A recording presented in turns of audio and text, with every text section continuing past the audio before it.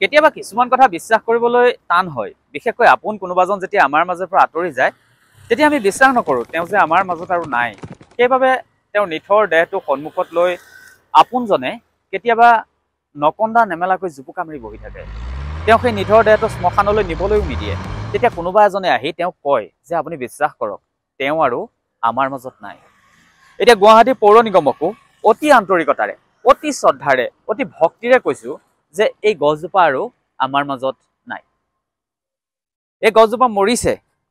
এতিয়া যদি 10 বছৰো অপেক্ষা কৰা হয় বা 1000টা যদি যজ্ঞ পতা হয় বা এই গছজোপাৰ গুৰিত যদি 1000 বস্তা সাৰ দিয়া হয়, তথাপিও এই গছজোপা আৰু জি নুঠে। এই গছজোপা যদি চাই তেনেহ'লে দেখিব পচি গৈছে, উঁয়ে ধৰিছে, চকলা চকলে ইয়াৰ ছালবোৰ এৰাই গৈছে।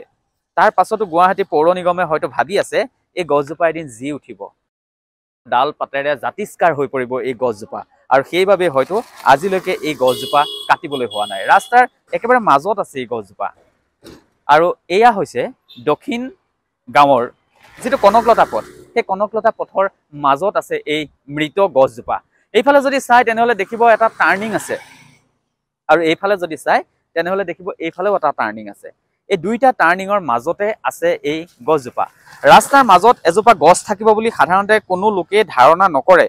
আৰু এতিয়া ঠাণ্ডাৰ দিন পৰি আছে, কুঁৱলী আহি আছে, গতিকে কুঁৱলীয়ে যেতিয়া আৱৰি থাকিব তাৰ মাজত যেতিয়া টাৰ্ণিঙৰ পৰা কোনোবা ফালৰ পৰা এখন গাড়ী যেতিয়া ওলাই আহিব তেতিয়া ইয়াত এটা দুৰ্ঘটনা সংঘটিত হ'বই। তাৰোপৰি আপুনি যদি গছজোপালৈ চাই তেনেহ'লে দেখিব যে ইয়াৰ ডালবোৰ ভাগি গৈছে, আৰু কিছুমান ডাল এতিয়াও ভাগি পেলাই ওলমি আছে। গছ এজোপা মৰাৰ পৰা পচি এনেদৰে ডাল চাল ভাগি খৰা হৈ পৰালৈকে অতি কমেও 2-3 বছৰ লাগে। কিন্তু এই 2-3 বছৰে গুৱাহাটী পৌৰ নিগমে এই গছজোপা কাটিবলৈ হোৱা নাই। গুৱাহাটী পৌৰ নিগমে এতিয়াও ভাবি আছে এই গছজোপা জি উঠিব, আকৌ এদিন জাতিষ্কাৰ হৈ উঠিব। এই ৰাস্তাটোৰে প্ৰতিদিনে ছাত্ৰ ছাত্ৰীসকল অহা যোৱা কৰে, সাধাৰণ লোকসকল অহা যোৱা কৰে। কোনোবা দিনা যদি ইয়াৰ ডাল এটা তেওঁলোকৰ মূৰৰ ওপৰত পৰে তেনেহ'লে কোনোবা এখন ঘৰলৈ অমানিশা নামি আহিব। এই ৰাস্তাটোৰে হয়তো কোনো মন্ত্ৰী বিধায়ক অহা যোৱা নকৰে, সেইবাবে হয়তো আজিলৈকে এই গছজোপা কটা হোৱা নাই। জানো এই গছজোপা এদিন কাটিব, সেইদিনাহে কাটিব যিদিনা ইয়াৰ ডাল এটা কোনোবা এজন সাধাৰণ লোকৰ মূৰৰ ওপৰত পৰিব, কোনোবা এজন মানুহ ঢুকাব, কোনোবা এখন ঘৰলৈ যেতিয়া অন্ধকাৰ নামি আহিব, তাৰ পাছত ততাতৈয়াকৈ আহি এই গছজোপা কাটিব।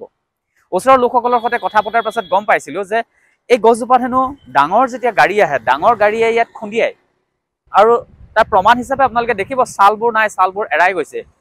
মানুহৰ ধাৰণা নাথাকে ৰাস্তাৰ মাজত এজোপা গছ থাকিব বুলি, আৰু সেইবাবে যেতিয়া ডাঙৰ এখন গাড়ী আহে, ডাঙৰ গাড়ীয়ে আহি ইয়াত খুন্দিয়ায়। আৰু কেইদিনমানৰ পূৰ্বে হেনো ইয়াৰ ডাল এটা ভাগি এখন সৰু 4চকীয়া বাহনৰ ওপৰতো পৰিছিলে। তথাপিও আজিলৈকে এই গছজোপা কাটিবলৈ হোৱা নাই।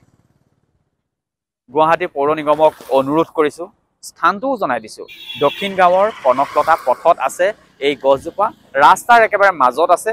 এই গছজোপা মৰিছে, এই গছজোপা আৰু কোনোদিনে জি নুঠে, পচিছে, ছালবোৰ ছিগিছে, ডালবোৰ ভাগিছে, ওলমি আছে। কোনোবা দিনা কাৰোবাৰ মূৰৰ ওপৰত পৰিব, কোনোবা এখন ঘৰলৈ অন্ধকাৰ নামি আহিব, আৰু তাৰ পূৰ্বে অনুগ্ৰহ কৰি এই গছজোপা আপোনালোকে কাটক। সাধাৰণ লোকসকলৰ জীৱনৰ কথাও এবাৰ ভাবক।